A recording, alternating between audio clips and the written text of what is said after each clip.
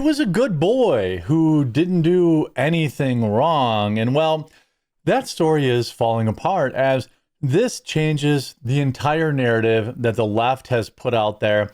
You know, it wasn't bad enough. Look, I take no joy in what happened to Alex Pretti. And, you know, I wish things had gone differently. I wish that he had made 1,000 different decisions that day, you know, about how he wanted to interact with law enforcement, how he chose to involve himself, to put his hands on officers, which eventually led to the scuffle and incident that basically we all know.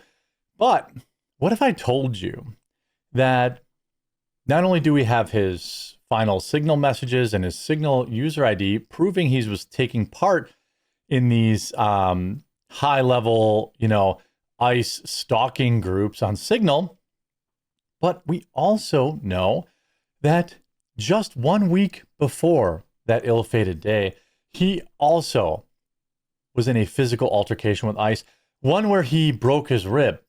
So in other words, a week ago, he got into a fight with ICE, and this week he came back with a weapon. This is the good boy that left-wing media is photoshopping his face to make him look nicer. I don't know why they're doing it. He's a pretty normal-looking dude. But the left-wing media is photoshopping him to square off his jaw or something like that. I don't really know why they're doing that. But this changes everything about the left center. This guy was actively involved in stalking law enforcement, was actively on multiple occasions caught in physical altercations with law enforcement, and then now he's dead.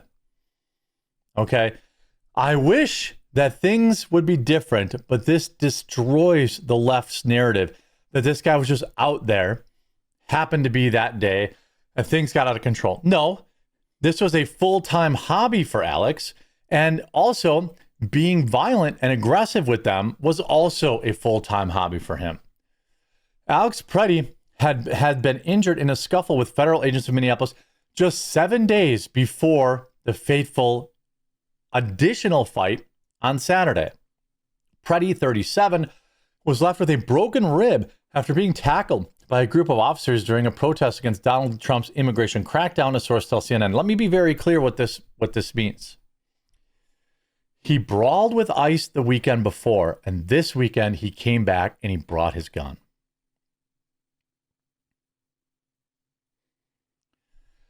The alleged attack occurred after Pretti stopped his car after seeing immigration and customs enforcement ICE officers chasing a family on foot. Pretti allegedly began shouting and blowing a whistle and then was tackled to the ground by 5 agents. Let me tell you what that actually means. He stopped his car and actively engaged in trying to derail an arrest of a criminal. That's what he was doing. He wasn't just blowing his whistle. They wouldn't have tackled him for blowing his whistle. We know that. There's thousands of people standing around blowing their whistles that are not getting tackled. The ICU nurse who allegedly thought he was going to die was reportedly released at the scene, but allegedly remained on federal agents' radar. Well, I'm going to be willing to bet you that he was not carrying his weapon that day. So he made the conscious decision, next time I fight these cops, I'm going to have my weapon. These people that are out there involving themselves in whatever, you know, these protests are. Look, you can have, you participate in a protest, that's fine. I'm talking about the people that are getting down on the ground, getting physical, fighting with these officers, putting their lives on the line. Think about think about this line. He thought he was going to die. And what did that man do? The very next weekend when he was done with work, went right back out there. Not because he was being brave, I'm sorry to say, but because he did it for him. He did it because of the way it made him feel. That's why so many of these people are on the scene, filming, taking selfies, so they can post it online and all their other commie LARPer friends can tell them how heroic they are. I'm sure he told the story of his broken rib to about 1,000 land whales with blue hair. I think there's going to be more stuff that comes out about Alex Pretti, by the way, too. He was divorced, I think, 2 years ago, and I'm pretty sure his wife either issued a non-statement or like basically like, yeah, there's something there too. What led to their divorce? This guy seems like he has a penchant to attack people. He has a penchant for physical altercations twice in just a week. And I would argue that if he had 2 physical altercations in just 7 days, odds are probably that he had multiple others before that. Agents deployed in Minneapolis were instructed earlier this month to capture all images and license plates, identifications, and general information on hotels, agitators, protesters, according to documents obtained by the outlet. Now, we do know in a video, I'm gonna tell you this later, go through this later. It looks like they've been given a kind of a stand down type order where they are no longer ICE. By the way, leave a like if you disagree with this. ICE, I'm being told from Nick Sorter that they are no longer arresting illegal aliens simply for being illegal aliens. They must have committed another crime. It's ridiculous. I didn't vote for this. I voted for all of them to go out, right? He was known to the FBI. Multiple bystander videos. We know how all of that happened. But the important takeaway here is that he had a fight with them 7 days before. This time he came back with a weapon. Alex Pretti had a physical encounter with federal agents about a week before he was shot and killed by law enforcement. Sources tell CNN that Pretti broke a rib when a group of federal officers tackled him while he was protesting. Priscilla Alvarez. He seemed to be moving pretty fine for a broken rib, but I don't know. Breaking that story for us. What else are you hearing, Priscilla? Now, CNN's going to say, well, they attacked him again. All a normal person hears is, oh, this guy has a history. And by the way, wait till we get to the signal stuff. This guy has a history of fighting with law enforcement. Dana, we're learning more details along with my colleague Jeff Winter about what exactly transpired a week before Alex Pretti was shot in Minneapolis and died this past weekend. Now, in this earlier incident, he stopped his car after observing ICE agents chasing what he described as a family on foot. By the way, do you know why he stopped his car? It's because he was in the signal groups. ICE rider Alex Pretti's final signal message.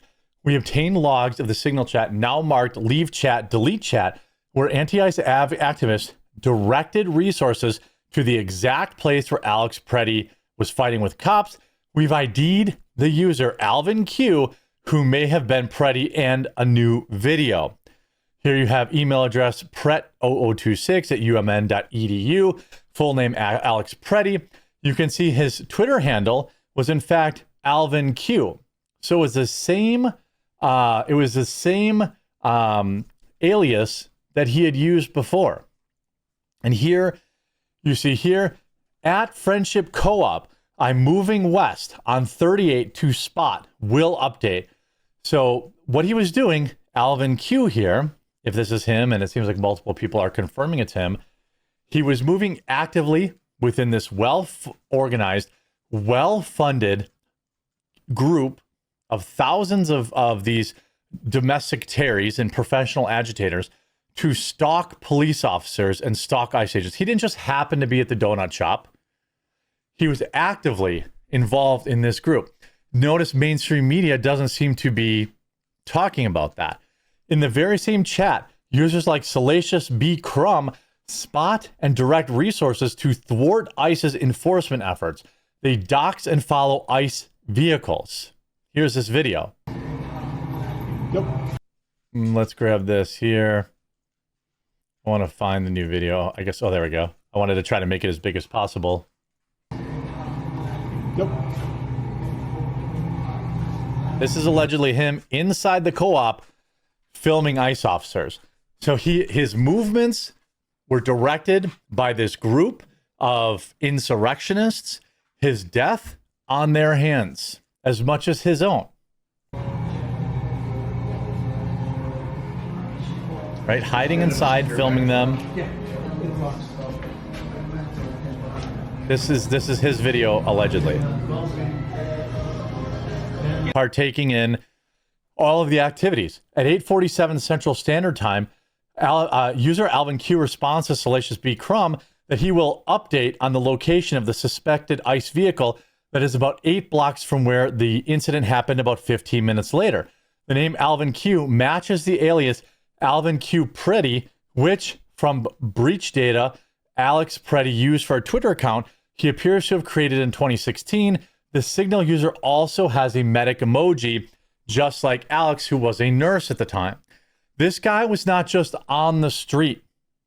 He was actively participating in the Signal chat, stalking, harassing ICE agents, doxing their locations, and putting their lives at risk. He also engaged in a fight with them just 7 days before this fight, and this time he chose to come back armed. Are you telling me, by the way, without his ID, right? And now, according to Nick Sorter, they are no longer arresting illegals unless they have a secondary crime. This is, again, we're capitulating for this guy who is essentially acting the same as an insurgent group. One of the stories that I've unfortunately been hearing this morning is that Border Patrol agents have now been given new orders not to, for example, if they were to run a license plate and it comes back as that person is an illegal that Border Patrol was forced to let into the country under Joe Biden, they are no longer allowed to arrest that person. And is this even the first though they time? know for a fact that's illegal? Is this new information that you're just bringing to light right now? That He goes on to share that this was confirmed to him by several border agents. Again, he tackled impeding operations. He had a history of interfering with ICE. The left wants you to believe he meant no harm. This is what they're writing for. Again, it's presumable that they would have searched him last time they arrested him, and he did not, and he was not armed. The second time he came back, he made sure to have his sidearm on him. The sidearm that looks like it negligently discharged and cost him his life. I mean, again, this is not just some run-of-the-mill protester. He was actively engaging in this stuff, and I'm going to continue to unearth as much as I can about him. Make sure you subscribe to my channel, leave a like on the video, and we'll talk to you again real soon.